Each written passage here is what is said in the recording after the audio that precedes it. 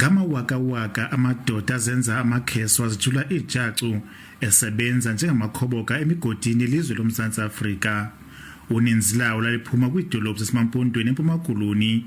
Ummandla waseMampondweni wawuvelisa abasebenzi emigodini, kodwa ngoku intlungu abajamelene nayo kukuba bambi babo bahlaselwa zizifo ezifana ne-Silicosis kunye ne-TB.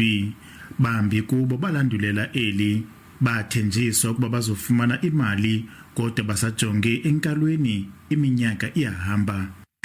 Imali yethu lesiyidingayo esathejiswayo ngurhulumente olawulayo ngo-2019 unyana kabani naluzibambileyo ahleli nemali yabantu abahluphekayo ababephangela emigodini. Imali zethu zamalungelo asizinikwa kuthiwa zikhona sifunwa evotini kuphela apho sifunwa khona. Abahlolokazi nabantwana bamadoda wayephangela emigodini baze basweleka basaphila ngaphantsi kwebomvu indlala.